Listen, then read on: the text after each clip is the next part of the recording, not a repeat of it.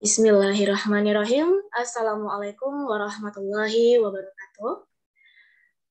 Selamat pagi, Prof. Oong dan rekan-rekan semuanya. Mohon izin, saya Rauda akan memoderatori kelompok 7, yang mana beranggotakan ada Teh Fani Iklimah dan juga Teh Lutfi Aminah. Nah, pada hari ini, marilah kita ucapkan puji syukur kehadirat Allah Subhanahu wa Ta'ala, berkat rahmat dan hidayahnya kita dapat berkumpul walaupun melalui daring pada hari ini. Salawat serta salam, tak lupa pula kita haturkan kepada baginda Rasulullah SAW dengan ucapan Allahumma sholli ala sayyidina Muhammad wa ala ali sayyidina Muhammad. Baik, agar tidak membuang waktu dan memperpanjang mukadimah, langsung saja saya serahkan kepada Teh Fani dan juga Teh Lutfi untuk segera share screen. Izin share screen.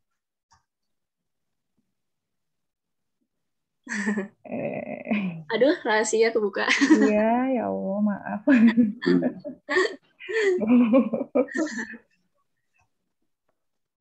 Udah muncul belum, Teh? Ini dia kelihatan, yaitu mengenai aksiologi, hakikat kegunaan ilmu dan teknologi. Waktu dan tempat saya persilakan kepada pemateri pertama untuk dapat memaparkan materi. Terima kasih. Ya.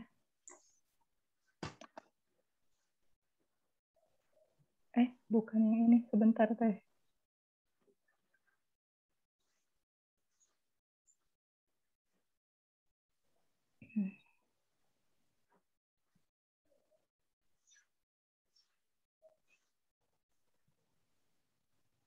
Bismillahirrahmanirrahim. Assalamualaikum warahmatullahi wabarakatuh. Alhamdulillahirrabbilalamin. Wabihi nasta'inu ala umuri dunya waddin. Wassalatu wassalamu ala asyrofil anbiya'i wal mursalin wa ala alihi wa sahbihi ajma'in. Baiklah teman-teman semuanya. Sebelumnya saya memohon izin pada Bapak Profesor dan rekan-rekan. Kami dari kelompok 7 ingin menyampaikan PowerPoint terkait mata kuliah filsafat ilmu mengenai aksiologi, yakni tentang hakikat kegunaan ilmu dan teknologi. Dengan saya Aminah Lutfi Zakia dan rekan saya Fani Niswati Iklimah. Baiklah rekan-rekan semua, pada bab ini kita akan membahas tentang definisi, pengertian aksiologi, kemudian hakikat aksiologi, nilai kegunaan ilmu dan teknologi, fungsi ilmu bagi kemaslahatan umat, hubungan ilmu dan filsafat, sumber ilmu pengetahuan, fungsi ilmu, kemaslahatan umat manusia, asas moral kegiatan ilmuwan, tanggung jawab moral ilmuwan, dan penerapan aksiologi terhadap pendidikan.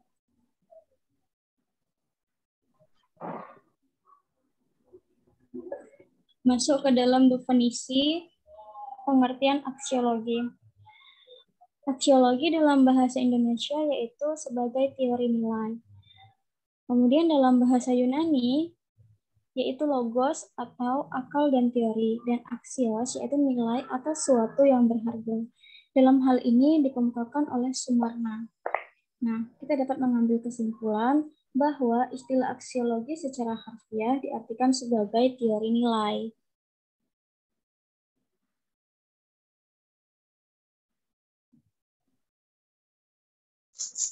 Next, aksiologi adalah salah satu cabang filsafat selain ontologi dan epistemologi.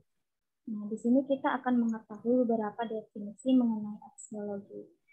Yang pertama, dalam Kamus Besar Bahasa Indonesia, aksiologi adalah kegunaan ilmu pengetahuan bagi kehidupan manusia, kajian tentang nilai-nilai khususnya etika. Yang kedua, menurut Surya Sumantri pada tahun 2005, aksiologi diartikan sebagai teori nilai yang berkaitan dengan kegunaan dari pengetahuan yang diperoleh. Yang ketiga, menurut Sumarna pada tahun 2008, aksiologi adalah cabang filsafat yang membicarakan tentang orientasi atau nilai suatu kehidupan. Kemudian yang keempat, menurut Waini Rashidin dalam ALIS tahun 2007, aksiologi atau teori nilai atau norma yang diartikan sebagai teori nilai atau norma yakni argumentasi tentang dunia makna yang diciptakan manusia secara manusiawi. Yang terakhir, menurut Kassav pada tahun 2004, aksiologi ialah ilmu pengetahuan yang menyelidiki hakikat nilai yang umumnya ditinjau dari sudut pandang kefilsafatan. Berdasarkan 5 definisi di atas, kita dapat mengetahui bahwa aksiologi adalah teori yang mengkaji tentang kegunaan ilmu pengetahuan. Nah, aksiologi ini mengkaji nilai-nilai yang berangkat dari argumentasi terhadap makna yang diciptakan oleh manusia terhadap kegunaan ilmu pengetahuan dan teknologi, yang mana makna tersebut menjadi dasar pemikiran dan pertimbangan bagi setiap tindakan manusia dalam kehidupan. Makna-makna ini dapat lahir dari perspektif masyarakat, agama, maupun dari individu yang dilahirkan oleh manusia secara manusiawi. Karena memang manusia itu sendirilah yang memberikan makna terhadap alam sekitar. Sementara aksiologi memberikan argumentasi terhadap dunia makna ciptaan manusia tersebut. Next, aksiologi dilahirkan dan dibangun untuk mengkaji serta mewujudkan kegunaan praktis sebuah ilmu. Maka dari itu, untuk mengkaji kegunaan tersebut, hendaknya aksiologi dapat menjawab pertanyaan tentang apa dan bagaimana kegunaan dari ilmu dan teknologi bagi kehidupan manusia.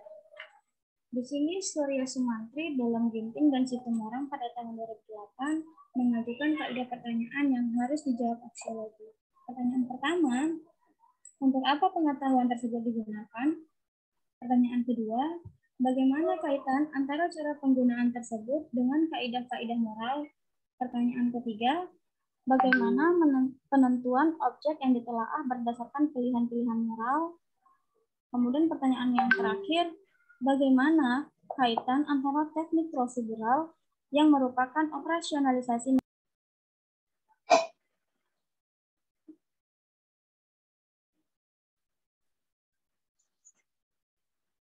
Mohon maaf sebelumnya, ini memang di-mute-kan atau bagaimana, Teh?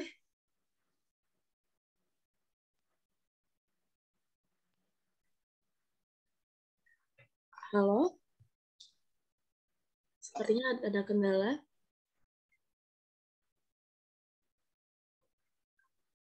Teh Fani boleh voice-nya dihidupkan lagi? Voice-nya.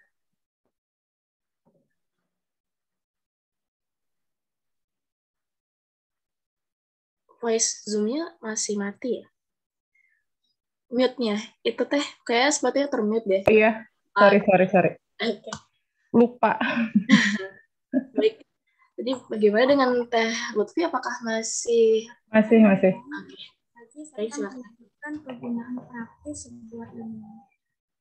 Maka dari itu, untuk mengkaji kegunaan tersebut, hendaknya aksiologi dapat menjawab pertanyaan tentang apa dan bagaimana kegunaan dari ilmu dan teknologi bagi kehidupan manusia. Di sini Surya Sumantri dalam Ginting dan Situmorang pada tahun 2008 mengajukan kaidah pertanyaan yang harus dijawab aksiologi. Pertanyaan pertama, untuk apa pengetahuan tersebut digunakan? Pertanyaan kedua, bagaimana kaitan antara cara penggunaan tersebut dengan kaidah-kaidah moral? Pertanyaan ketiga, bagaimana penentuan objek yang ditelaah berdasarkan pilihan-pilihan moral? Kemudian pertanyaan yang terakhir, bagaimana kaitan antara teknik prosedural yang merupakan operasionalisasi metode ilmiah dengan norma-norma moral profesional? Nah, keempat pertanyaan inilah yang nantinya akan menghasilkan argumentasi dan teknologi. Jawaban untuk pertanyaan pertama, yakni menjelaskan arah tujuan penggunaan ilmu dan teknologi.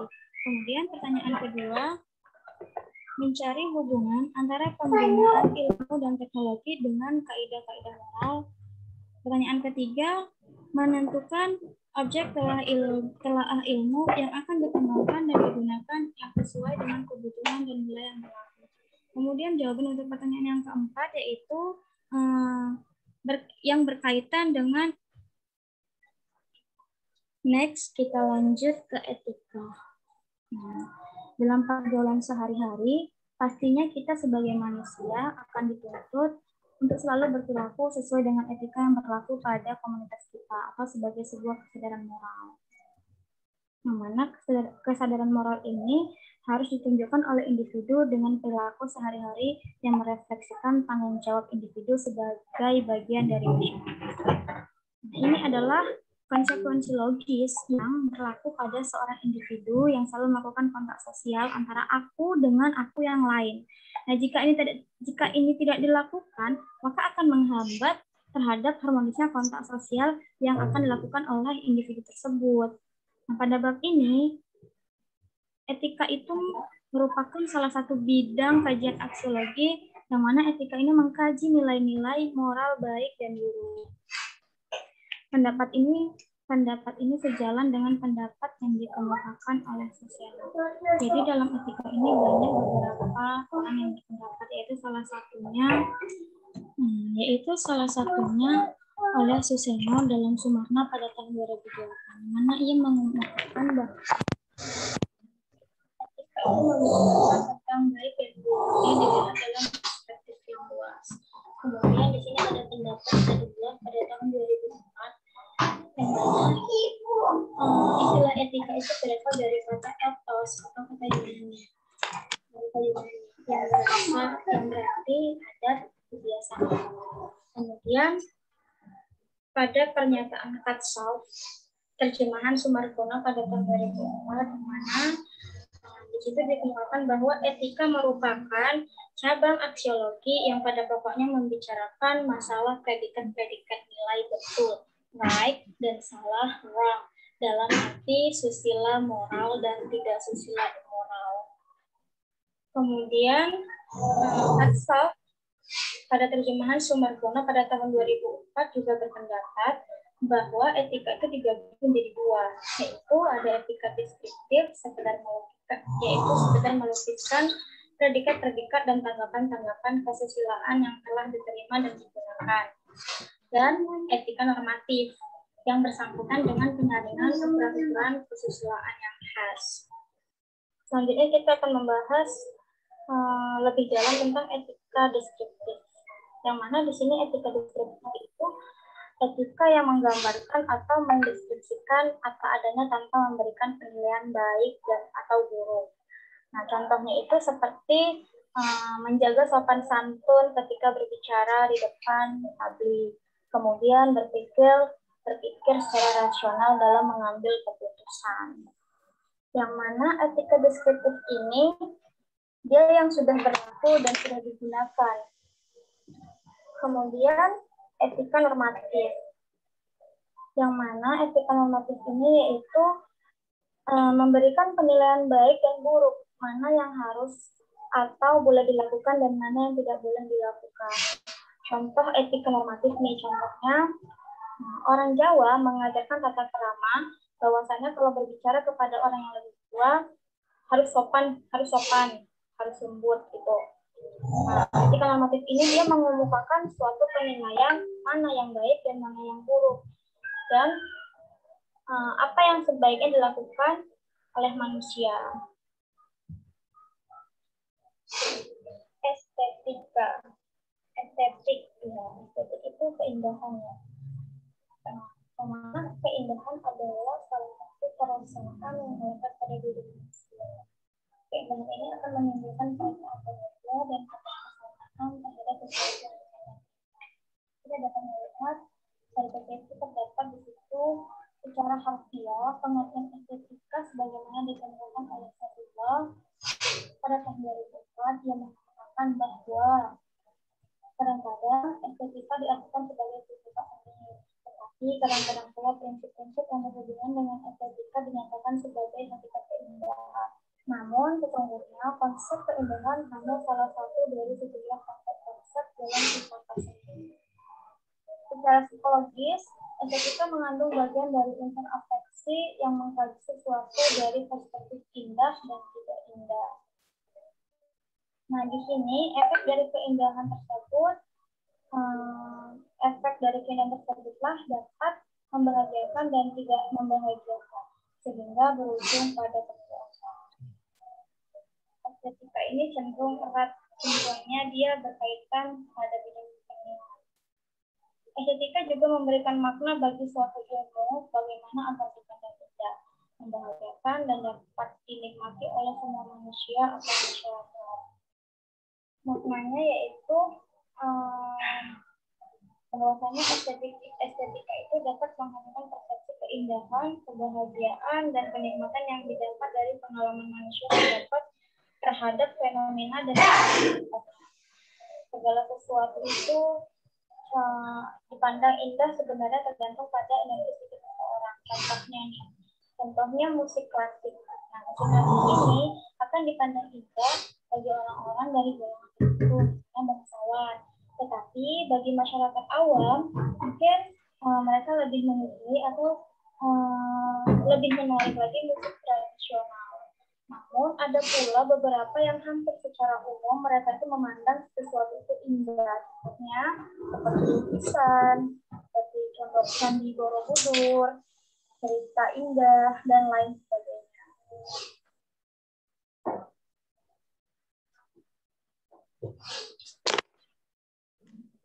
Pembahasan selanjutnya yaitu tentang hakikat aksiologi.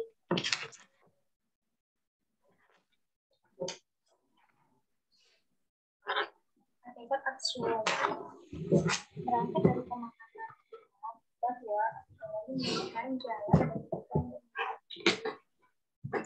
lalu apa dan bagaimana peranan nilai dalam kehadiran ilmu pengetahuan di masa ini diharapkan dapat memberikan solusi dalam memecahkan masalah-masalah yang dihadapi oleh umat sehingga berujung pada kesejahteraan manusia. Penerapan ilmu dan teknologi hendaknya tidak ditercemari oleh nilai-nilai yang justru merugikan umat manusia itu sendiri. Nah, di sini Sumarjo pada tahun 2000 dia mengungkapkan kebenaran. Dia menyampaikan bahwa alam material ini juga dapat dipahami, dimengerti secara lebih mendalam lewat lembaga ilmu. Ilmu pengetahuan dan teknologi adalah pemahaman manusia atas dunia material dan pemanfaatan dunia material itu untuk kepentingan manusia. Sementara itu, dunia spiritual dapat dipahami manusia dan juga dihayatinya lewat lembaga agama, lembaga filsafat, dan lembaga seni.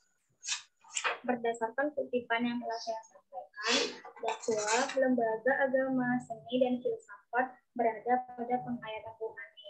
Nah, sementara lembaga ilmu dapat dikenali dari pengalaman lainnya. Perkembangan ilmu, pengetahuan, dan teknologi dapat dipahami sebagai bagian dari lembaga ilmu. Sementara itu, nilai moral dan seni bersifat rohani. Nah, jika demikian, lalu bagaimanakah hubungan antara dua ruang lingkup yang berbeda, antara pengalaman indrawi dengan rohani dan antara ilmu dengan nilai?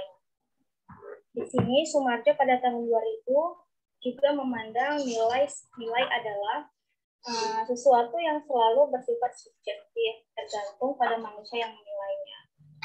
Manusia di sini berperan sebagai subjek. Nah, sementara yang dinilainya berperan sebagai objek. Objek tersebutlah yang bisa dipahami salah satunya sebagai ilmu dan teknologi. Suatu ilmu dan teknologi tidak memiliki nilai sebelum dinilai oleh manusia. Kemudian Surya Sumantri pada tahun 1984 ia menyatakan bahwa sebenarnya nilai dari ilmu terletak pada penerapan. Karena itu, ilmu dan teknologi sendiri tidak membawa nilai dari dirinya sendiri, tetapi berasal dari manusia yang menggunakannya. Nah, oleh sebab itu, berangkat dari konsep bahwa aksiologi mengkaji penggunaan ilmu dan teknologi, perkembangan ilmu dan teknologi murni bebas nilai. Tetapi peran aksiologi sebagai kajian nilai berada pada tataran penerapan ilmu dan teknologi tersebut. Dari uraian yang telah saya sampaikan, kita dapat disimpulkan bahwa kita belum menemukan hubungan antara nilai dengan ilmu secara langsung dan konkret. Kenapa? Hal ini dikarenakan karena adanya perbedaan dimensi antara ilmu dan nilai yang bersifat duniawi dan rohani. Kenapa begitu? Tetap ada kepada manusia itu sendiri.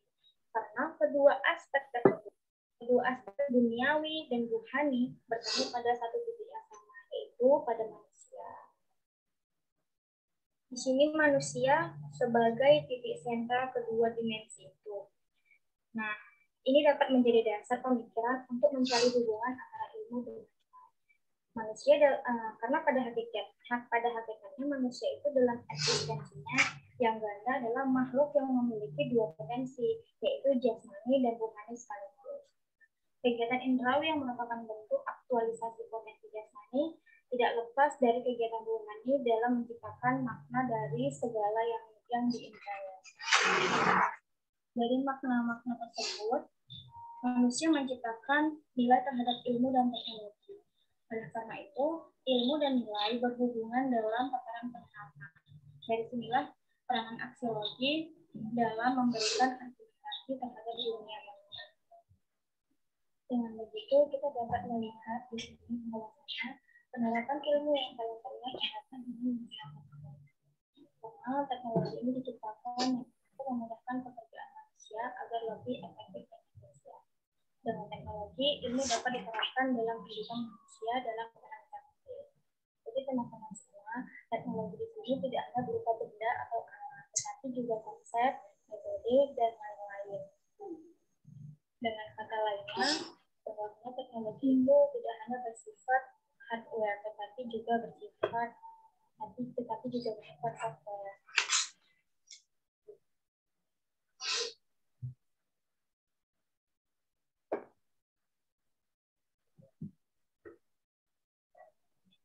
Next, ilmu dan teknologi yang kita nikmati sekarang memang sebenarnya belum final dan terus berkembang. Nah, jika dipahami bahwa ilmu dan teknologi adalah sebagai jawaban atas kebutuhan manusia, tentu ilmu harus dapat memberikan nilai yang bermanfaat untuk manusia. Nah, di sini Suwardi pada tahun 1999 beliau mengatakan bahwa ilmu netral di sini maksudnya yaitu bahwa ilmu netral dari ikatan nilai-nilai yang ada. Sehingga sekarang ini kecenderungan perkembangan ilmu pengetahuan yang bebas nilai masih berlangsung. Namun pada kenyataannya, ternyata perkembangan tersebut justru malah menimbulkan permasalahan-permasalahan baru. Yang tidak hanya di dunia global, ilmu Indonesia, dan yang lainnya merasa cemas dan gelisah terhadap permasalahan yang muncul akibat perkembangan ilmu pengetahuan yang bebas dari nilai-nilai. Hal inilah yang membuat para ilmuwan selama beberapa waktu terakhir menjadi lebih fokus menyelesaikan peran nilai sebagai basis ilmu pengetahuan. Hal ini menyatakan dalam semangat pada tahun 2008. Hilangnya arah kehidupan peradaban manusia merupakan efek dari memudahnya peranan nilai, etika, dan estetika, terutama dalam basis keilmuan. Dengan memudahnya peranan nilai tersebut, perkembangan ilmu pengetahuan dan teknologi telah mereduksi dan menghilangkan aspek tanggung jawab dalam kehidupan umat manusia. Nah, meskipun demikian, di sini Surya Sumantri pada tahun 2005, beliau berpendapat bahwa masalah teknologi yang mengakibatkan proses dehumanisasi sebenarnya lebih merupakan masalah kebudayaan daripada masalah akal. Dan berdasarkan pernyataan beliau, tanggung jawab atas terjadinya fenomena tersebut ada pada masyarakat itu sendiri. Kenapa? Karena masyarakatlah yang perlu menentukan teknologi mana yang digunakan dan bagaimana menentukan pengembangan teknologi yang sesuai dengan nilai-nilai budaya. Oleh karena itu, maka penerapan nilai terhadap ilmu dan teknologi tidak boleh menjadi penghalang pengembangan ilmu dan teknologi.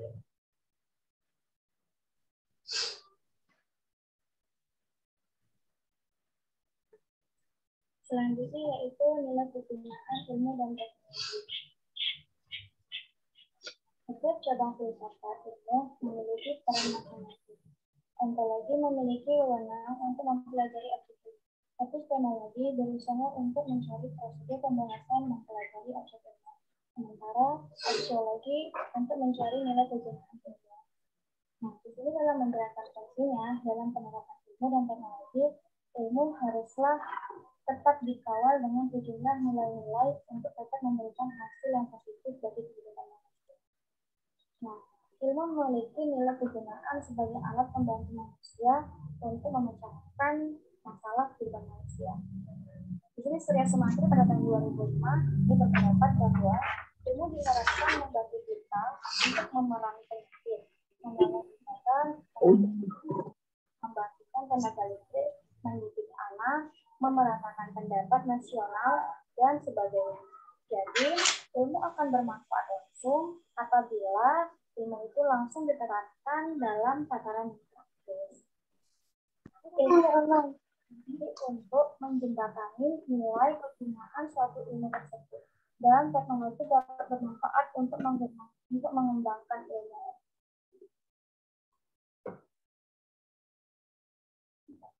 Selanjutnya kita masuk fungsi ilmu bagi kemaslahatan manusia. Nah, di sini ada hubungan ilmu dan filsafat.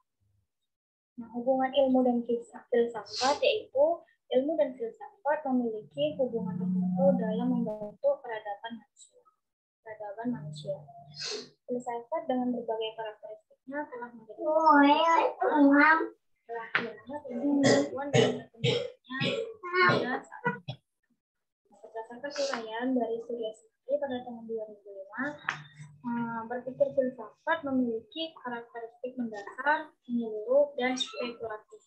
Nah, karakter pertama mendasar mengisyaratkan bahwa berpikir filsafat akan terus berlangsung sampai mencapai bangunan fundamental dari suatu pemikiran. Karakteristik kedua, universal atau menyeluruh. Di sini mengisyaratkan bahwa kajian terhadap suatu objek pemikiran filsafat perlu dikaji dari berbagai segi yang relevan sampai ke akar-akarnya. Kemudian karakteristik ketiga, spekulatif, orientasinya mengisyaratkan bahwa cara berpikir filsafat merupakan sebuah spekulasi saja. Nah, ketiga syarat ini, dapat dipahami dengan ilustrasi sebagai berikut, yaitu mendasar, universal, dan spekulatif. Nah, jadi berpikir filsafat adalah cara berpikir yang mendasar, universal, dan spekulatif. Kemudian ada sumber ilmu pengetahuan. Nah, sumber ilmu dan pengetahuan sebagai salah satu lembaga kebenaran selain seni, agama, dan filsafat. Ilmu pengetahuan memiliki peran dan fungsinya sendiri. Berdasarkan sejarah peradaban manusia, pada awalnya manusia menggunakan berbagai cara untuk menjawab pertanyaan yang muncul dalam pikiran sendiri. Misalnya, dengan menggunakan mistik dan kepercayaan. Pada hal ini, Sumarno pada tahun 2008 mengatakan bahwa para filosof besar Yunani kuno seperti Socrates, Plato, dan Aristoteles mampu membalikkan mitos dan atau mistik menjadi ilmu. Meskipun demikian, sisa-sisa cara berpikir mistik tersebut masih ada sampai sekarang dan tidak akan pudar karena berkaitan dengan kepercayaan manusia. Oleh karena itulah, sekarang ini sangat sulit ya, cukup sulit untuk membedakan antara mistik dengan ilmu pengetahuan. Nah, untuk mengetahui perbedaan-perbedaan tersebut, kita perlu mengetahui dengan memahami sumber ilmu pengetahuan. Di sini Surya Sumantri pada tahun 2005 mengatakan setidaknya ada 3 sumber ilmu pengetahuan, yaitu empiris atau induksi, rasio atau deduksi, dan intuisi atau wahyu. Setiap sumber ilmu pengetahuan tersebut memiliki 2 peranan, yaitu sebagai informasi dan konfirmasi. Kemudian kita masuk ke sumber empiris.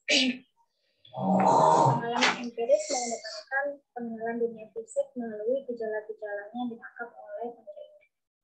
Dasar pemikirannya adalah bahwa dunia fisik sebagai objek kajian ilmu dapat dikenali dengan manifestasi konkret berupa gejala-gejala. Gejala-gejala tersebut dikenali dan dicerap oleh indera, sehingga peranan indera dalam mengenali gejala-gejala dapat dijadikan salah satu sumber ilmu pengetahuan.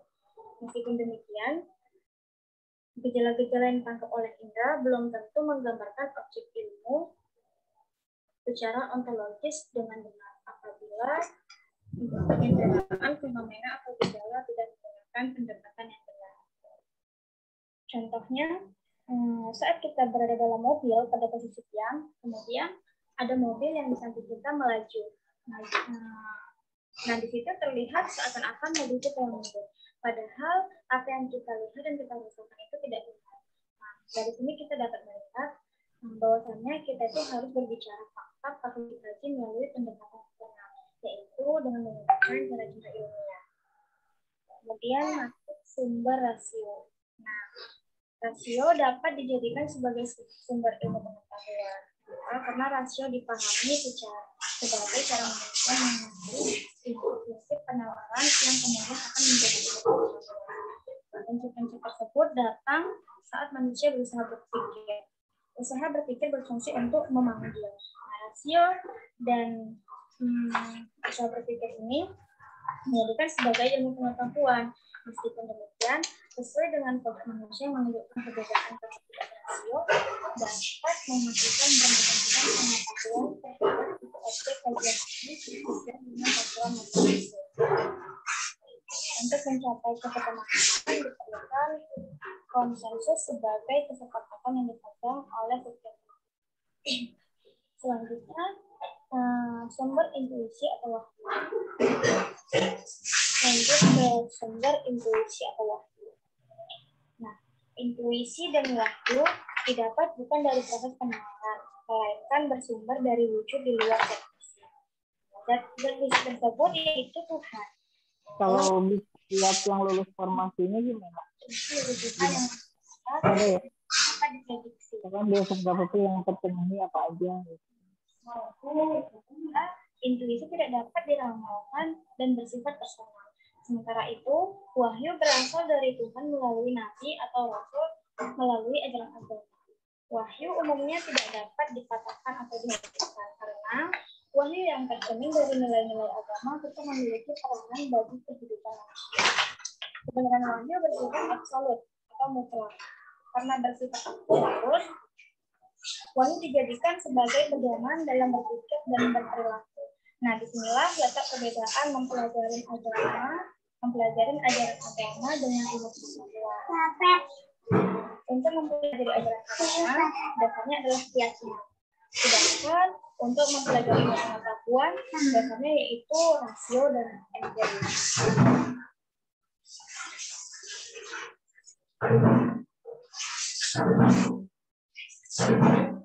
Materi kuliah itu berbagai macam klasifikasi ilmu. Nah, berikut ini adalah klasifikasi ilmu yang didasarkan dari Surajio dikotomi ilmu. Ini ada ilmu formal dan ilmu non formal. Kemudian ilmu murni dan ilmu pengetahuan dan ilmu nomotetik dan psikologi. Kemudian yang B ada ilmu deduktif dan induktif. Kemudian di sini ada ilmu Naturwissenschaften dan Geisteswissenschaften. Kemudian yang C ada ilmu empiris, yang secara lebih khusus ada ilmu alam, ilmu hayat, dan ilmu manusia. Di sini saya akan menerangkan satu persatu. Ilmu formal yaitu ilmu yang tidak bermaksud menyelidiki data-data indrawi secara sistematis. Ilmu formal disebut juga sebagai ilmu non-empiris karena sumber empiris atau kejadian konkret tidak menjadi tidak.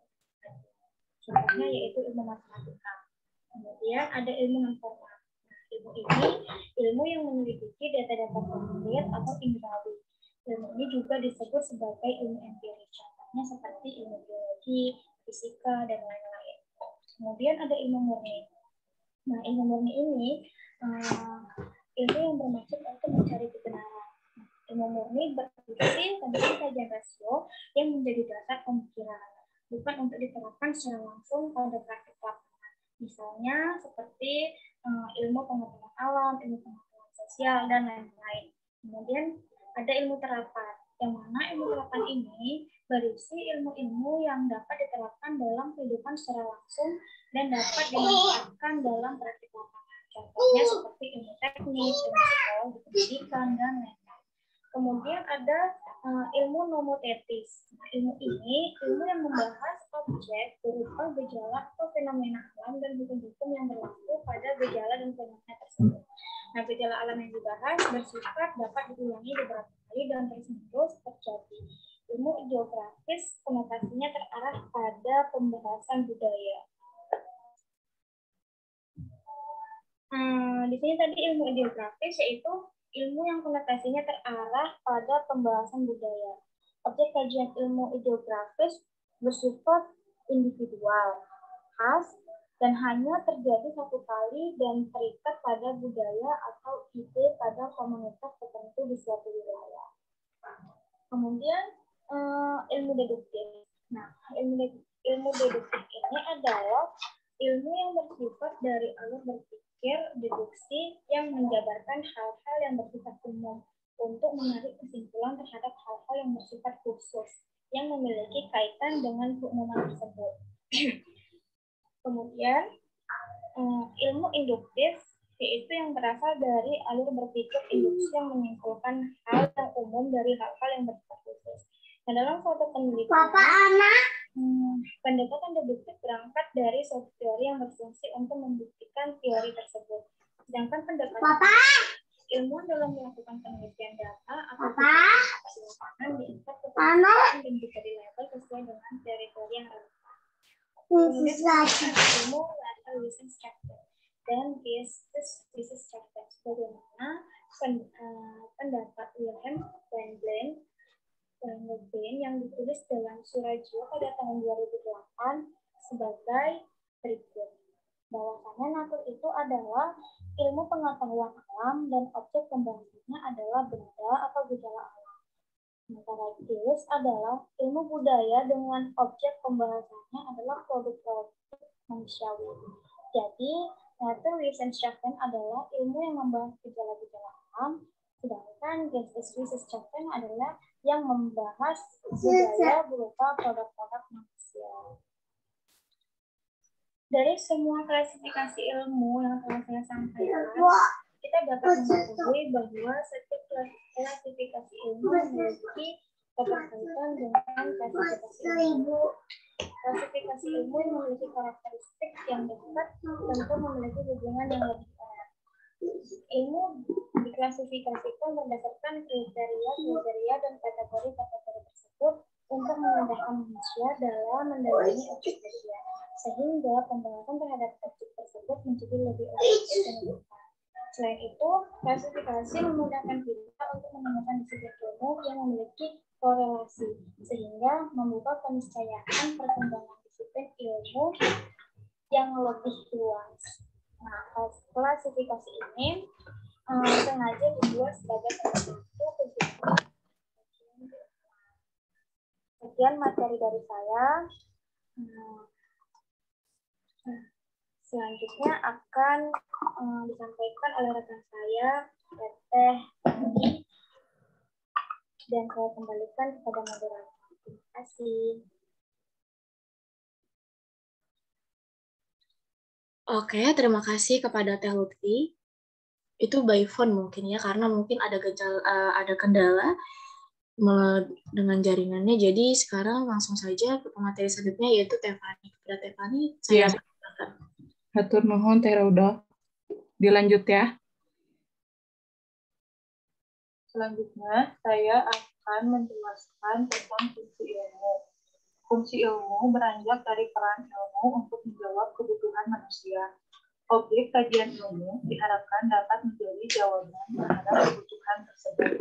Oleh karena itu, ilmu harus memiliki kemampuan untuk mengenali objek kajian ilmu, menemukan karakteristik, dan merekayasa objek kajian ilmu agar bermanfaat bagi manusia.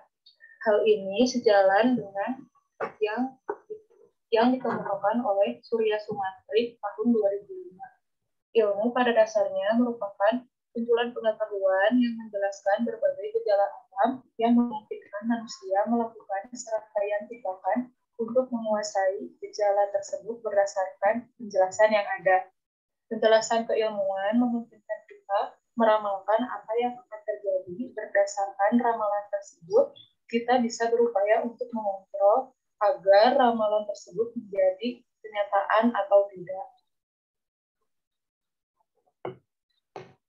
Jadi, jika kita rangkum, fungsi ilmu itu menjadi 3, yaitu yang pertama menjelaskan, kemudian yang kedua memprediksi, dan yang ketiga itu adalah mengontrol. Setiap fungsi ini memiliki hubungan satu sama lain. Jadi, fungsi ilmu untuk menjelaskan itu adalah untuk menjelaskan berbagai gejala alam atau fenomena dan untuk mengenali dan memahami ada dan terjadinya gejala alam dan fenomena tersebut. Nah, dari hasil penjelasan tersebut, manusia dapat menentukan tindakan apa yang dapat dilakukan untuk menguasai gejala alam atau fenomena tersebut.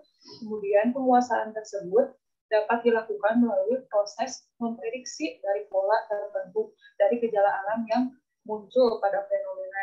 Nah, setelah diketahui prediksi-prediksinya, kemudian manusia dapat mengontrol objek ilmu sesuai dengan tujuan manusia. Sebagai contoh, misalnya, cara manusia mengendalikan jumlah penduduk. Nah, jadi, misalnya pemerintah memiliki tugas untuk mengendalikan jumlah penduduk agar tetap ideal. Dengan fungsi menjelaskan, pemerintah melakukan kajian-kajian dan penelitian di lapangan untuk mengetahui faktor-faktor apa saja sih penentu penambahan dan pertumbuhan jumlah penduduk. Nah, kemudian pemerintah dapat melakukan memprediksikan pertumbuhan dan pertambahan penduduk untuk kurun waktu tertentu, termasuk jika pemerintah menerapkan program-program tertentu untuk mengendalikan jumlah penduduk. Nah, kemudian cara mengontrolnya, pemerintah dapat menentukan program yang sesuai untuk mencapai tingkat pertumbuhan dan pertambahan penduduk yang ideal di negara tersebut.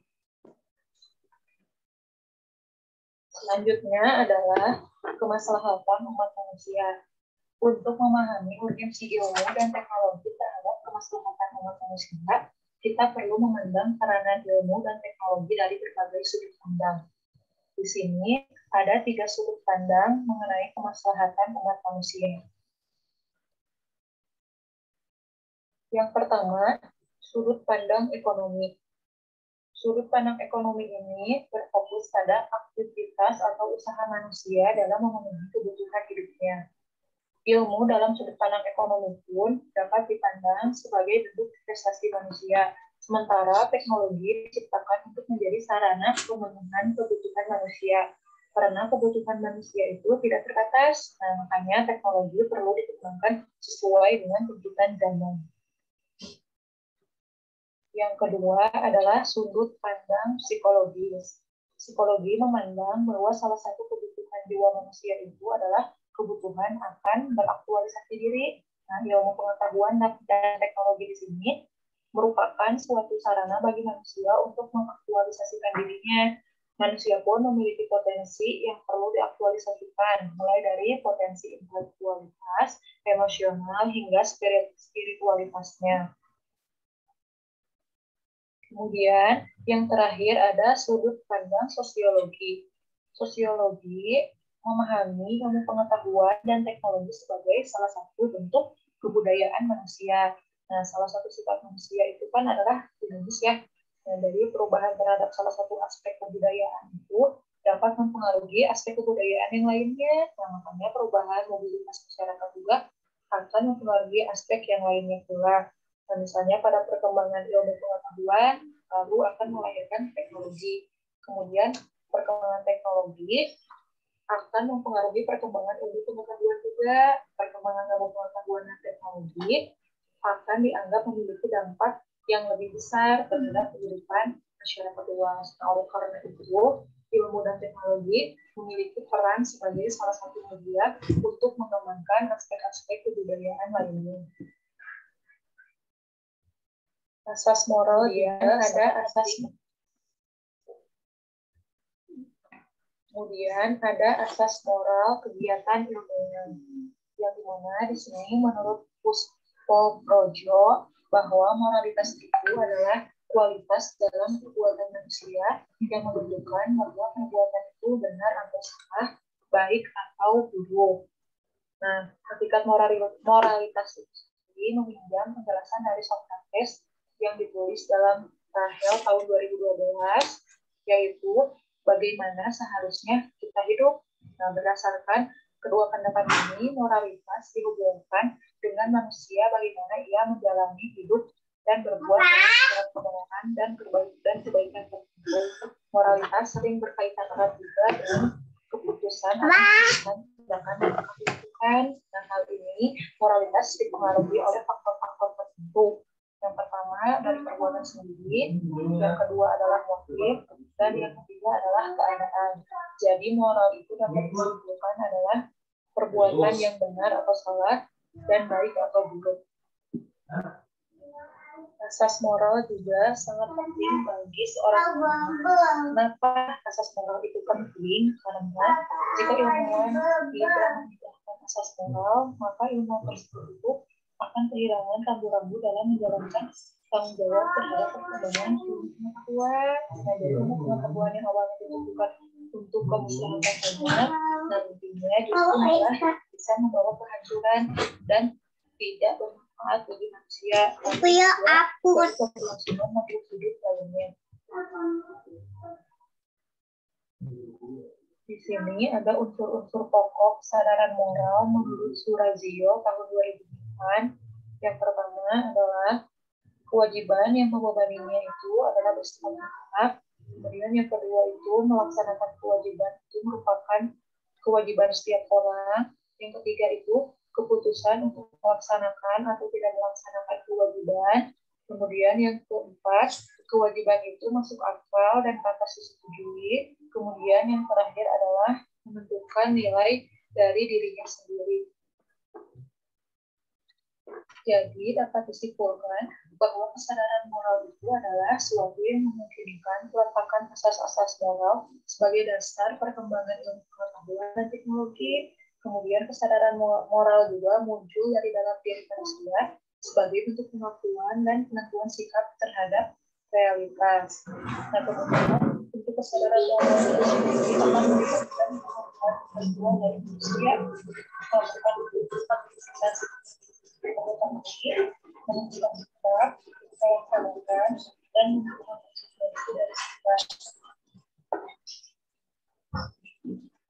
Kemudian, kesadaran moral merupakan suatu kewajiban dari setiap orang yang menurut dirinya masuk akal dan pantas disetujui dan yang bisa dilakukan oleh manusia dan pada akhirnya memutuskan nilai-nilai.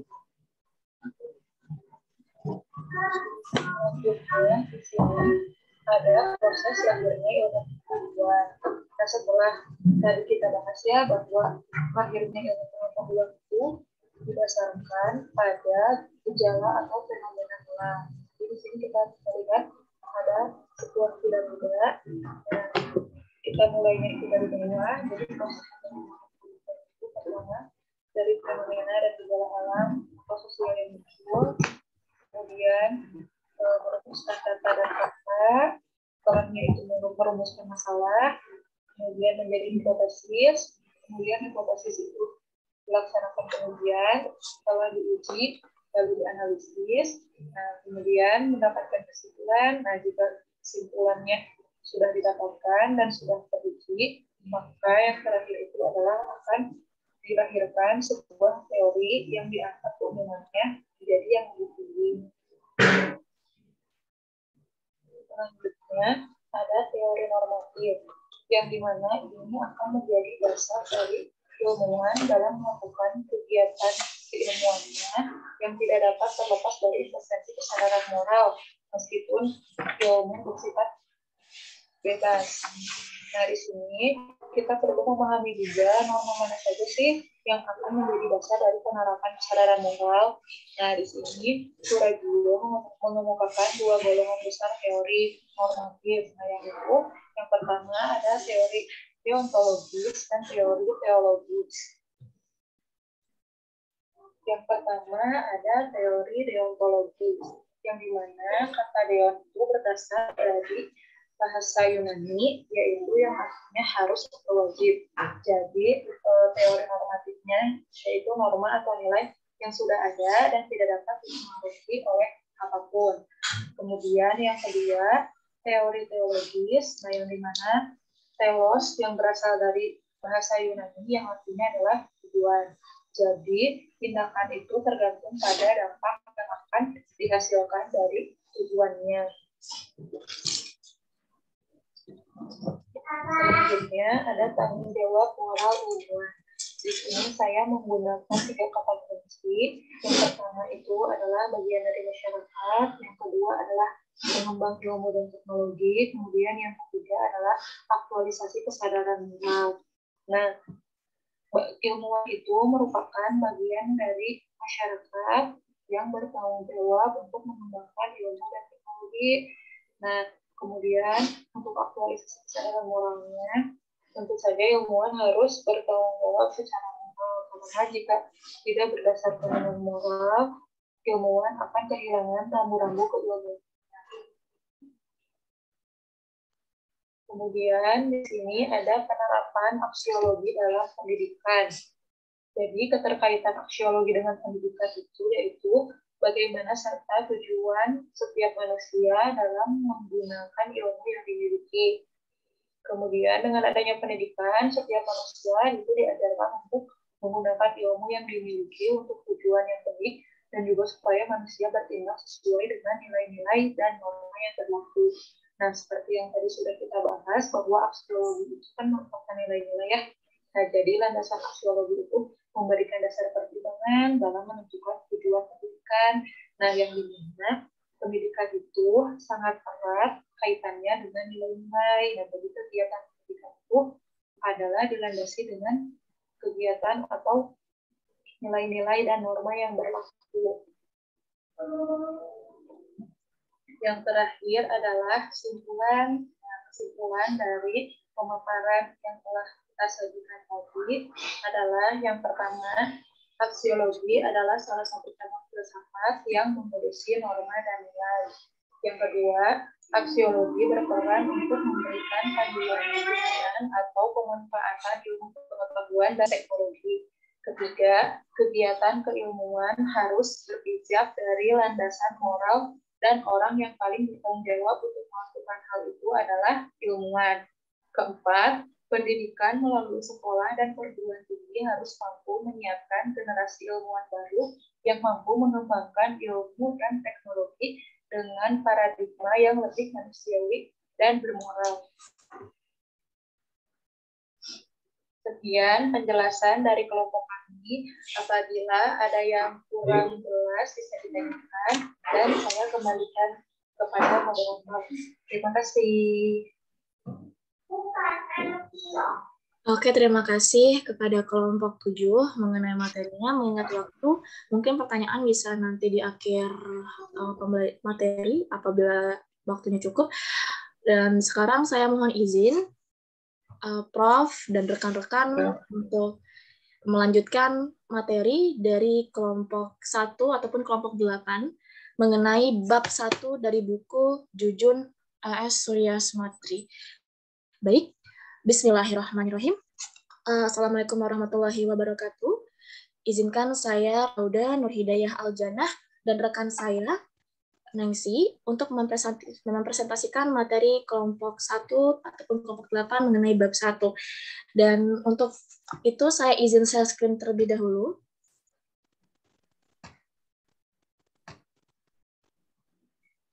Sebelumnya apakah sudah terlihat? Belum. Belum, Prof? Oke.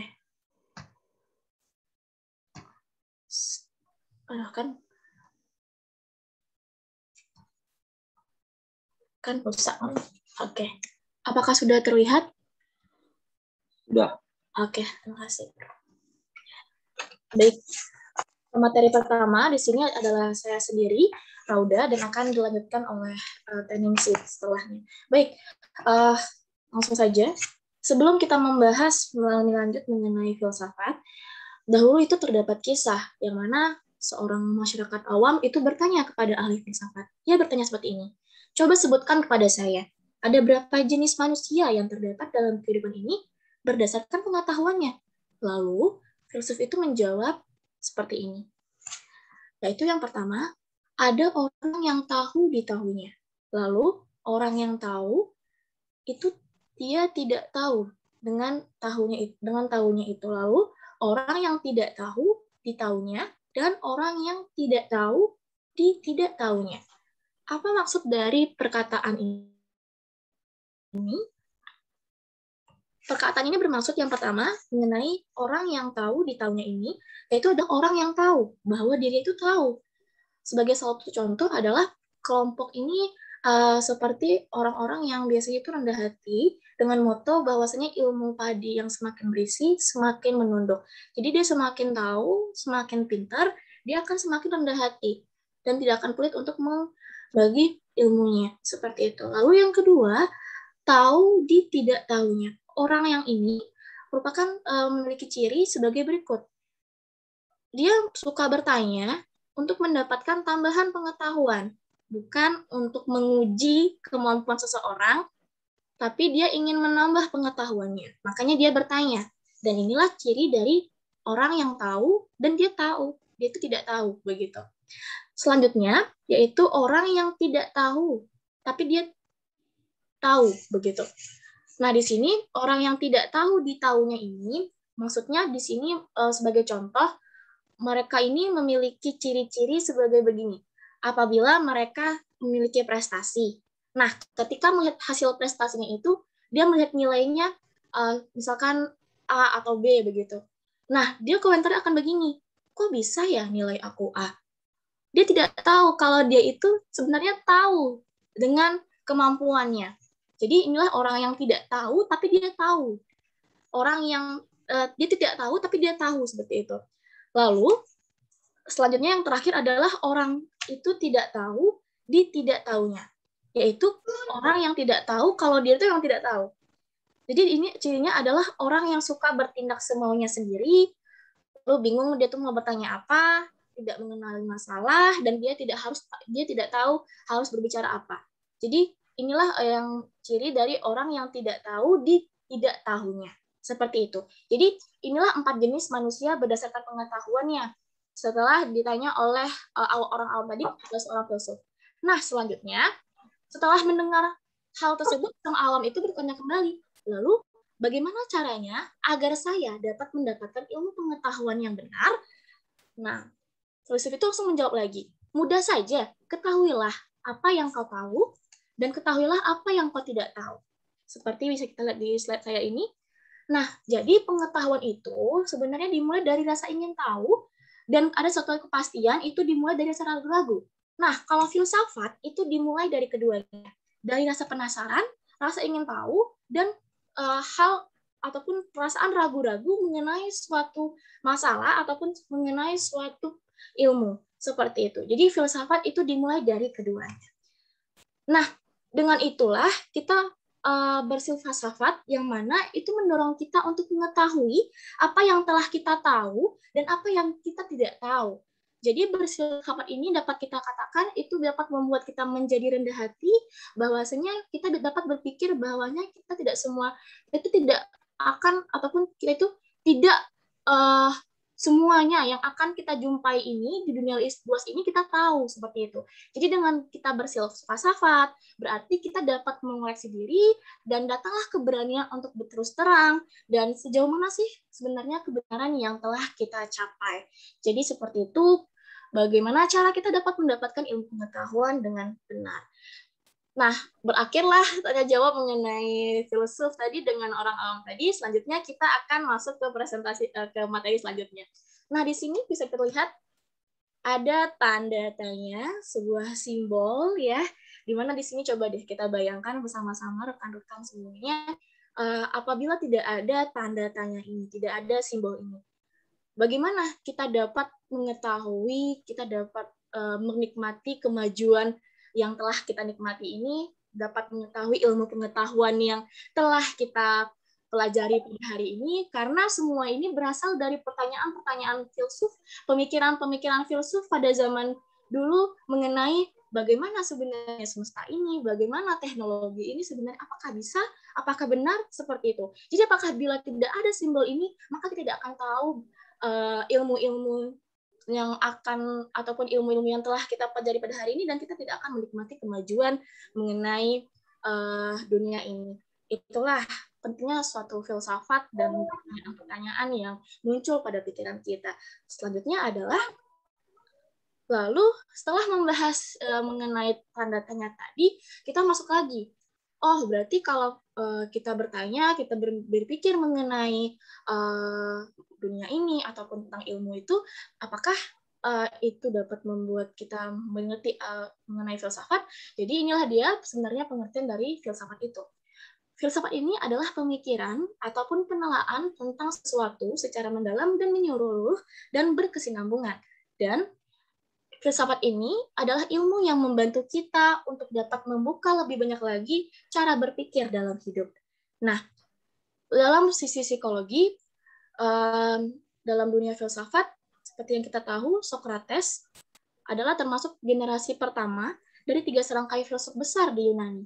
Nah, yang ini dia itu diteruskan bersama Plato dan juga Aristoteles. Di sini, Socrates ini dikenal dengan sebagai orang pemikir dan pemecah masalah yang selalu menggunakan sudut pandang dialektika atau sistem komunikasi dua arah. Nah, ternyata Socrates ini juga dianggap sebagai figur penting dalam tonggak keilmuan psikologi. Seperti yang kita tahu, bimbingan dan konseling juga berkaitan dengan psikologi secara umum, yang mana di sini Socrates dan murid-muridnya itu banyak mempelajari ataupun menggagas mengenai teori hipotesis, mengenai rasionalitas, lalu pengetahuan, kesenangan, kesedihan, dan apapun itu yang berkaitan dengan pikiran manusia. Dan juga dia memfokuskan kepada mental manusia. Di filsafat ini intinya adalah pemikiran, penelaan tentang sesuatu secara mendalam, menyeluruh, dan berkesinambungan.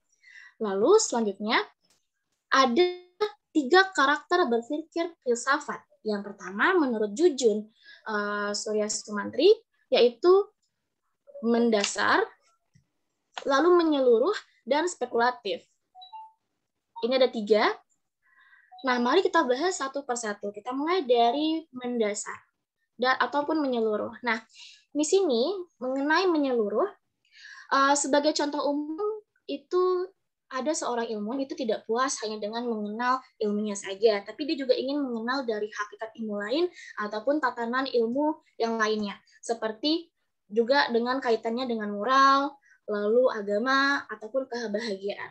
Mungkin apabila kita posisikan sebagai guru BK pada diri kita, kita bisa memandang ilmu bimbingan konseling itu bagaimana sebenarnya dari sisi agama, lalu apabila nanti ada kasus, itu bagaimanakah kaitannya dengan sisi agama, bagaimana apakah kita juga bisa membawa konseli itu pada kebahagiaan, dan juga dapat membuat konseli itu menyelesaikan masalahnya secara mandiri, itu bisa kita kaitkan dengan ilmu-ilmu lain, seperti itu.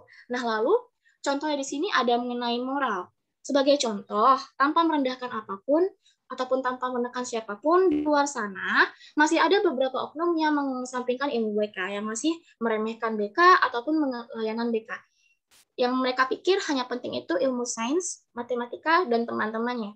Padahal itu bertolak belakang dengan hakikat moral, etika, agama dalam filsafat, bahwasanya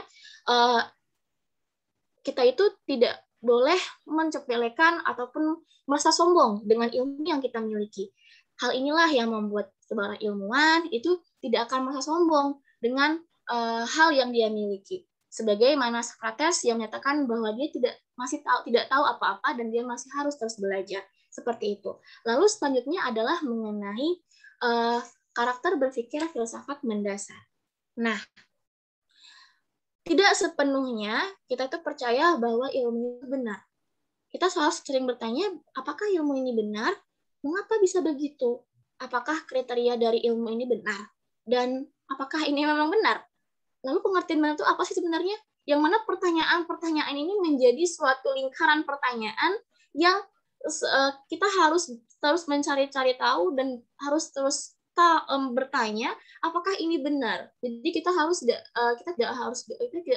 tidak gampang percaya dengan bahwasanya ilmu yang kita pelajari ini benar. Kita harus terus bertanya dan terus mencari tahu. Lalu selanjutnya adalah spekulatif. Maksud di sini adalah tadi kita telah menyusun sebuah lingkaran dan menentukan titik awal dari sebuah lingkaran yang sekaligus menjadi titik. Di mana di sini dibutuhkanlah spekulatif baik dari segi proses, analisis maupun pembuktiannya. Dan itu dapat dipisahkan manakah logis atau tidak. Jadi sesuai dengan tugas filsafat, yang mana tugas filsafat adalah menetapkan dasar-dasar yang bisa diandalkan. Seperti kita bertanya apakah yang disebut logis, apa yang disebut benar, apa yang disebut sahih. Jadi kita harus memperhatikan 3 hal tersebut. Nah, sekarang kita sadar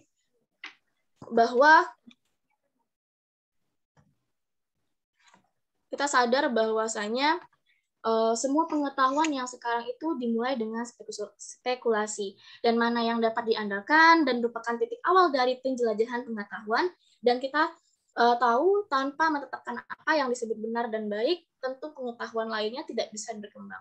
Selanjutnya adalah peran filsafat. Nah, di sini ada sebagai pionir, sebagai pasukan marinir, semua ilmu itu bertolak dari filsafat. Sebenarnya ini adalah sebuah kita ibaratkan lah ya sebagai begini. Mengutip dari pemikiran Will Durant, di mana di sini kita ibaratkan pasukan marinir itu yang menyebut pantai adalah filsafat. Filsafat itu kita ibaratkan sebagai pasukan marinir yang menyebut pantai. Nah, di sini pasukan infanteri itu adalah pengetahuan atau ilmu. Nah, jadi filsafat ini telah memenangkan tempat berpijak ilmu bagi kegiatan keilmuan. Nah, lalu ilmulah yang menyempurnakan kemenangan sehingga pengetahuan itu dapat diandalkan.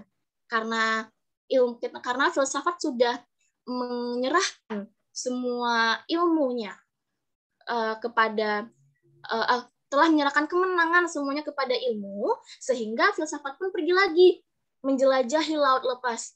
Karena dia sudah menyerahkan ilmunya tadi, ataupun menyerahkan kemenangannya kepada ilmu.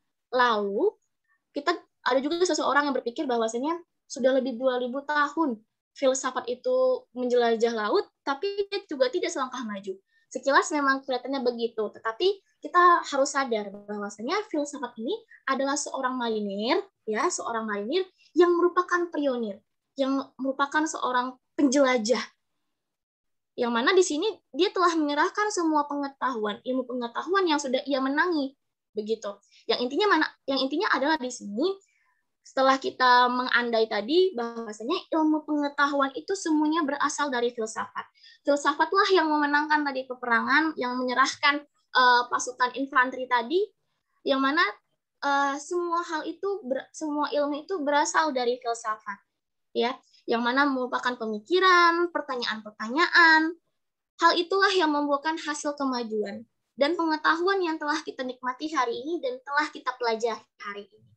Itu dia sekian materi dari saya, Rauda, sebagai pemateri pertama. Mohon maaf bila ada kesalahan, saya lanjut kepada pemateri kedua untuk melanjutkan pembahasan hari ini. Terima kasih Prof dan rekan-rekan semua. Silakan kepada teknisi untuk melanjutkan materinya. Bismillahirrahmanirrahim. Assalamualaikum warahmatullahi wabarakatuh. Sebelumnya, terima kasih Teh Rauda. Di sini saya akan melanjutkan apa yang telah disampaikan oleh Teh Rauda. Dari yang sudah dibahas oleh Teh Rauda tadi, saya ambil kesimpulan filsafat itu adalah ilmu yang membantu kita membuka lebih banyak lagi cara berpikir kita dalam hidup.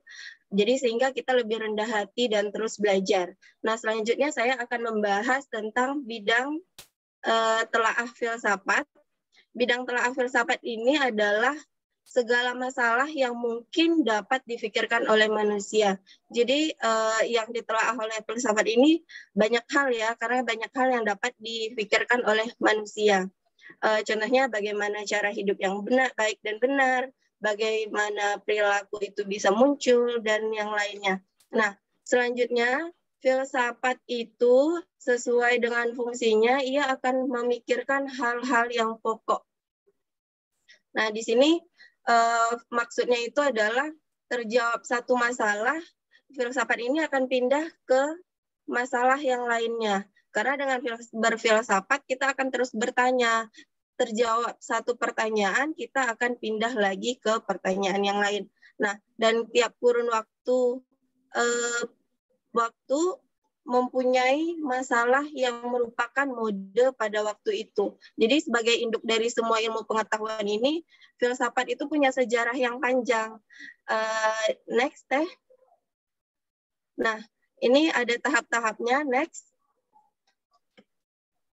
Nah, di tahap awal, dari filsafat itu mencoba menjawab pertanyaan tentang siapakah manusia itu. Tahap ini dari pemikiran ahli-ahli filsafat sejak zaman Yunani kuno sampai sekarang pun tidak selesai mempertanyakan tentang siapakah manusia ini, karena tiap ilmu sosial itu punya terutama ilmu sosial itu punya asumsi tertentu tentang manusia yang jadi peran utama dalam kajian ilmu tersebut. Nah, contohnya di sini saya buat dari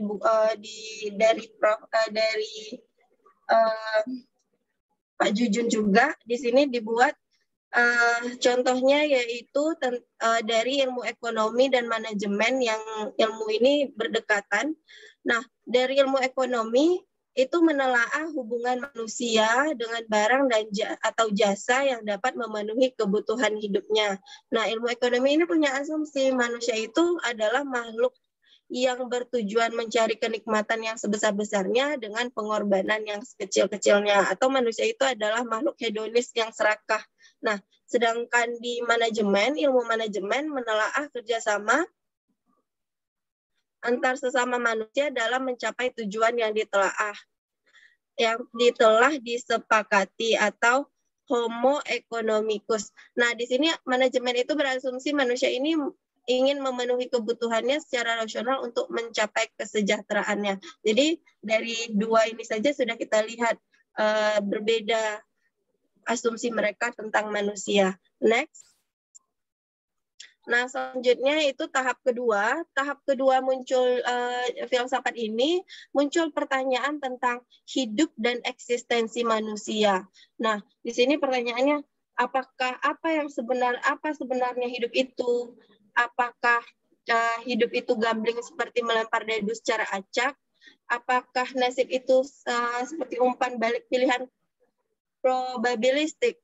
Nah, atau bisa jadi apakah yang bisa kita lakukan dalam hidup, apakah hidup ini untung-untungan. Nah, jadi dia membahas tentang hidup dan eksistensi manusia di kehidupan ini. Nah, next. Tahap ketiga di sini yaitu tentang bahasa. Bahasa di sini termasuk matematika yang secara filsafati bukan merupakan ilmu, melainkan bahasa nonverbal yang berupa angka-angka. Nah, bahasa di sini merupakan pokok pengkajian filsafat abad ke-20 ini.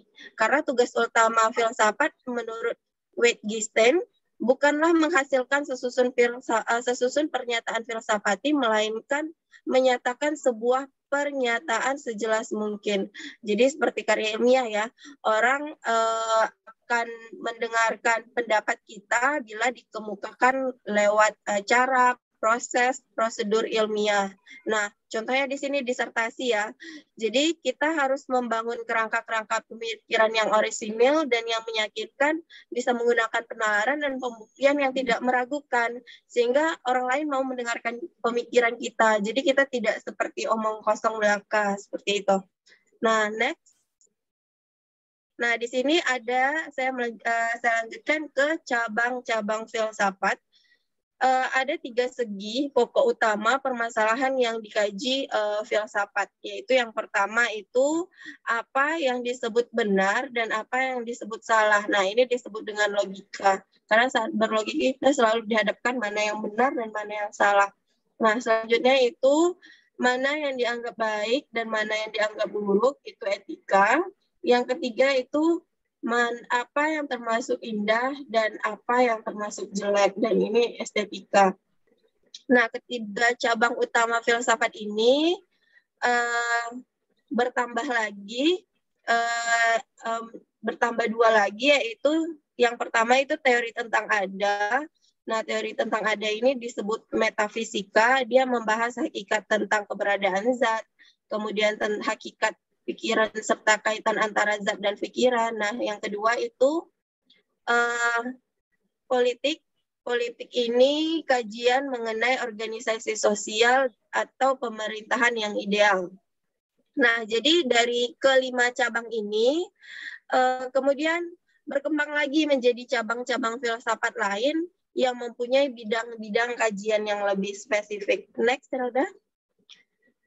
Nah, ini dia cabang-cabang filsafat lainnya. Yang pertama itu ada epistemologi. Epistemologi ini filsafat pengetahuan yang mempelajari hakikat dari pengetahuan itu sendiri. Nah, kemudian ada etika. Etika ini filsafat moral atau filsafat yang mempelajari nilai atau kualitas yang menjadi studi mengenai standar dan penilaian moral. Kemudian estetika atau filsafat seni yang membahas keindahan. Kemudian metafisika, cabang filsafat yang berkaitan dengan proses analitis atas hakikat fundamental mengenai keberadaan zat dan realitas yang menyertainya. Kemudian politik atau filsafat pemerintahan, nah ini mengenai kajiannya organisasi sosial atau pemerintahan yang ideal. Kemudian filsafat agama yang membahas hakikat dari agama. Kemudian filsafat ilmu, bagian dari filsafat yang menjawab beberapa pertanyaan mengenai hakikat ilmu. Selanjutnya ada filsafat pendidikan, filsafat hukum. Filsafat hukum itu cabang filsafat yang membicarakan apa hakikat hukum itu, apa tujuannya, mengapa dia ada, mengapa orang harus tunduk kepada hukum. Kemudian ada filsafat pendidikan tadi, filsafat yang mempelajari hakikat pelaksanaan dan pendidikan, filsafat sejarah dan filsafat matematika, cabang dari filsafat yang mengkaji anggapan-anggapan filsafat, dasar-dasar dan dampak-dampak dari matematika. Nah, next. Selanjutnya itu ada filsafat ilmu. Filsafat ilmu ini merupakan bagian dari epistemologi atau filsafat pendidikan yang secara spesifik mengkaji hakikat hukum, hakikat ilmu atau pengetahuan ilmiah. Jadi filsafat ilmu ini bersifat ilmiah ya. Di sini ilmu itu merupakan cabang pengetahuan yang mempunyai ciri-ciri tertentu di mana filsafat ilmu itu adalah suatu usaha akal manusia yang teratur dan taat mengenai asasnya untuk menuju penemuan keterangan pengetahuan yang benar. Nah, meskipun ilmu itu tidak membedakan antara ilmu alam dan ilmu sosial, namun filsafat ilmu sering dibagi menjadi filsafat ilmu alam dan filsafat ilmu sosial. Tidak ada sebenarnya prinsip antara ilmu yang membedakan antara ilmu alam dan ilmu sosial. Keduanya mempunyai ciri-ciri keilmuan yang sama. Nah, pembagian ini lebih pada pembatasan masing-masing bidang yang ditelaah. Jadi bukan ciri cabang filsafat secara otonom ya. Selanjutnya, next ya. Nah, di sini bisa dilihat filsafat ilmu itu adalah telaahan secara filsafat yang ingin menjawab pertanyaan mengenai hakikat ilmu. Nah, seperti yang pertama itu objek apa yang ditelaah. Objek apa yang ditelaah di sini disebut dengan ontologi atau landasan ontologis. Nah, landasan ontologis ini menyelidiki alam nyata yang terlihat ataupun tidak terlihat dan bagaimana keadaan sebenarnya. Bisa jadi pertanyaannya juga bagaimana wujud yang hakiki dari objek tersebut, bagaimana hubungan antara objek yang tadi dengan daya tangkap manusia yang membuahkan pengetahuan. Nah, jadi di sini ontologi ini lebih ke bertanya objek apa yang ditelaah. Tadi juga di Teh Aminah juga sudah membahas sedikit tentang ini, sudah membahas banyak ya tentang ini, tentang ontologi, epistemologi, dan aksiologi. Nah, kemudian yang kedua itu pertanyaan bagaimana memperoleh ilmu itu. Nah, ini pertanyaan bagaimana memperoleh ilmu ini disebut dengan epistemologi atau landasan epistemologis. Nah, ini membahas tentang secara mendalam segenap proses penyusunan pengetahuan yang benar. Bagaimana prosedurnya, hal-hal apa yang harus diperhatikan agar kita mendapatkan pengetahuan yang benar. Kemudian apa yang disebut dengan kebenaran itu sendiri, apa kriterianya, bagaimana cara, teknik, dan sarana yang dapat membantu kita dalam mendapatkan pengetahuan yang berupa ilmu. Nah, oke, yang ketiga itu untuk apa ilmu itu dipergunakan atau aksiologis. Nah, untuk apa ilmu itu digunakan ini lebih ke nilainya ya atau kegunaan ilmu pengetahuannya. Jadi aksiologis ini menyelidiki hakikat nilai yang ditinjau dari sudut kefilsafatan. Misalnya bisa jadi bagaimana kaitan antara cara penggunaan tersebut dengan kaidah-kaidah moral, bagaimana penentuan objek yang ditelaah berdasarkan pilihan-pilihan moral, bagaimana kaitan antara teknik prosedural yang merupakan operasionalisasi metode ilmiah dengan norma-norma moral profesional. Tadi juga sudah dibahas ya. Nah, jadi dari semua pengetahuan itu, baik berupa ilmu, seni, ataupun pengetahuan lainnya, pada dasarnya punya ketiga landasan yaitu ontologis, epistemologi, dan aksiologi. Nah, namun di sini ilmu merupakan pengetahuan yang aspek ontologi, epistemologi, dan aksiologi yang lebih berkembang dibandingkan pengetahuan lain. Sehingga ilmu ini merupakan pengetahuan yang penuh tanggung jawab dan kesungguhan. Karena mulai dari objek yang ditelaah, bagaimana prosesnya, dan untuk apa ilmu itu dipergunakan, dikembangkan dengan baik. Dan ilmu ini memiliki kebenaran yang ilmiah. Next, Nah, selanjutnya itu untuk mengetahui perbedaan pengetahuan yang satu dengan yang lain, maka dapat diajukan 3 pertanyaan landasan aspek tersebut. Nah, yaitu apa yang dikaji oleh pengetahuan itu atau ontologi, bagaimana cara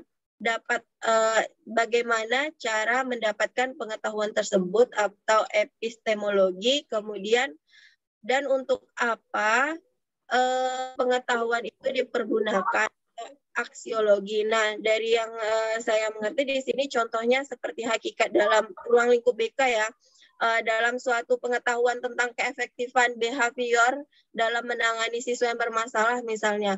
Kita punya 3 landasan aspek ini. Yang pertama yaitu apa saja yang dikaji dalam pengetahuan ini atau ontologi. Nah, tentu yang dikaji adalah keefektifan pendekatan behavior terhadap siswa yang bermasalah. Nah, lalu bagaimana cara dapat pengetahuan tersebut atau epistemologinya? Tentu dengan melakukan konseling menggunakan pendekatan tersebut. Dan yang terakhir, untuk apa pengetahuan tersebut digunakan atau aksiologi? Hal ini tentu saja jika pendekatan tersebut memiliki efektivitas yang bagus, untuk menangani siswa yang bermasalah, tentu guru-guru BK atau konselor di sekolah dapat melakukan pendekatan tersebut untuk menangani siswa-siswa yang bermasalah di sekolah mereka melalui pengetahuan tersebut. Nah, dengan tahu jawaban dari ketiga pertanyaan ini, dengan mudah kita dapat memberikan jenis pengetahuan yang ada dalam kehidupan manusia sehingga kita dapat memanfaatkan pengetahuan dengan benar dan tidak salah menggunakannya. Nah, sekian dari saya dan dari kami. Terima kasih. Saya kembalikan ke moderator. Baik, terima kasih kepada teknisi yang telah mengungkapkan materi mengenai bab 1 pada hari ini, dan juga terima kasih kepada kelompok 7, Teh Fani dan juga Teh Lutfi yang telah memaparkan materi dengan sangat bagus. Dan saya pribadi dari kelompok 8, mohon maaf bila kesalahan ataupun perkataan, mohon maaf. Bila taufiq wal hidayah, wassalamualaikum warahmatullahi wabarakatuh. Oke, sekarang saya kembali lagi menjadi moderator. Apakah dari rekan-rekan semuanya ada yang ingin bertanya? Atau Prof, apakah kita buka sesi pertanyaan?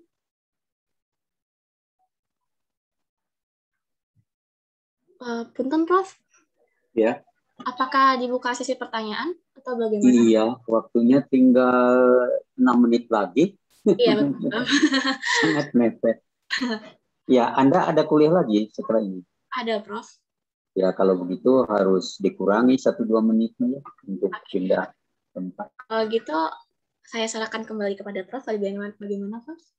Ya, terserah. Kalau ada yang pertanyaan sangat urgen, mendesak, barangkali salah satu aja. Kalau ada. Baik, bukan mengurangi kebebasan ya, tapi ini waktu menjadi problem. Baik, Prof. Apakah dari rekan-rekan semua ada yang ingin bertanya?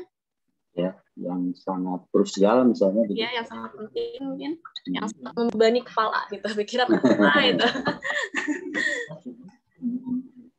Sekarang sudah tambah lagi tuh, menit-menit terus bergulir ya.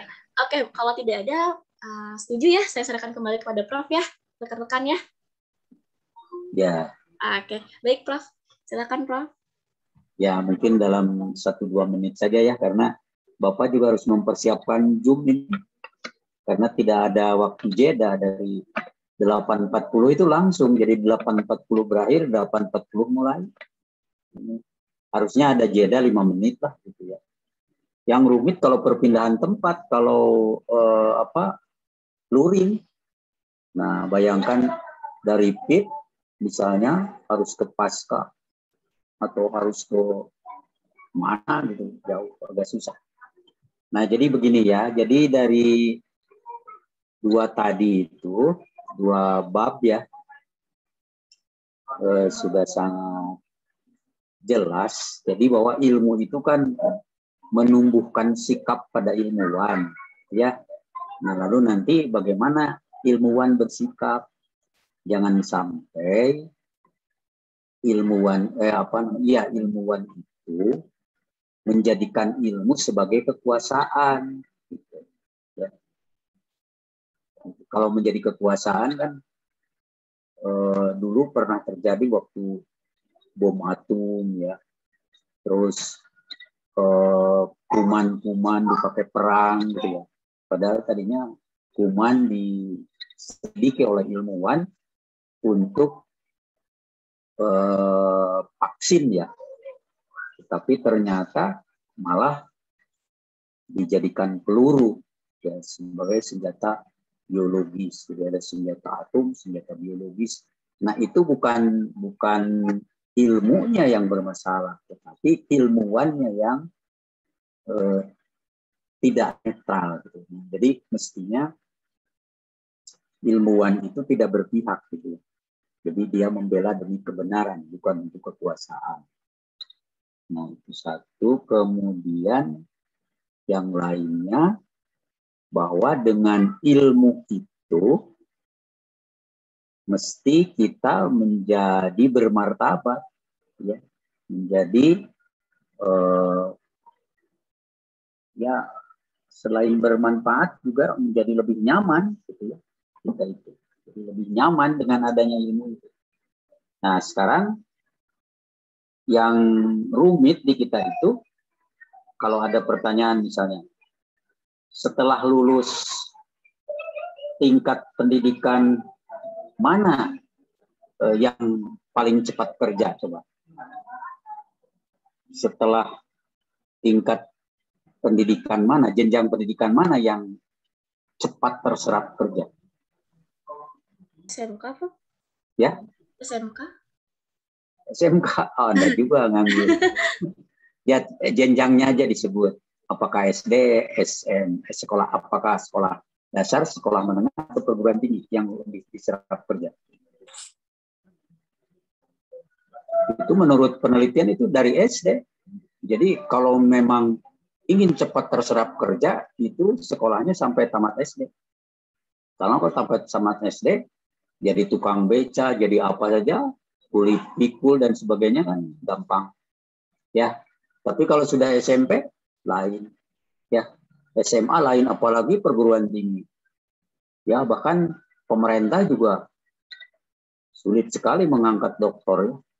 Paling banyak S1. Ya. Jadi S2 dan S3 itu mestinya sudah terangkat dulu pekerjaan, baru nanti melanjutkan ke S2, S3. Nah, itu. Ya, kemudian berikutnya kita itu memiliki sistem dukdik, ya. Dukdik. Duduk dulu baru pendidikan gitu kita itu. Jadi kalau sudah jadi ketua partai, jadi pembesar DPR gitu loh, maka mereka pada sekolah. Maka dapatlah mereka gelar yang banyak ya. Jadi duduk baru pendidikan. Padahal di negara-negara lain itu dikduk. Jadi pendidikanlah yang membawa mereka bisa menduduki jabatan. Nah, selama kita masih belum dikduk, nah selama itu kita belum nyaman punya pendidikan. Ya, belum nyaman kita punya pendidikan. Padahal harusnya punya ilmu, punya pendidikan itu membuat kita nyaman dan martabat. Itu aksiologinya ya. Jadi aksiologinya membuat mereka yang berilmu itu nyaman dan bermartabat. Tapi ternyata di kita makin tinggi ilmu makin kesulitan kiranya ya. Di berbagai tempat rasanya kurang terima.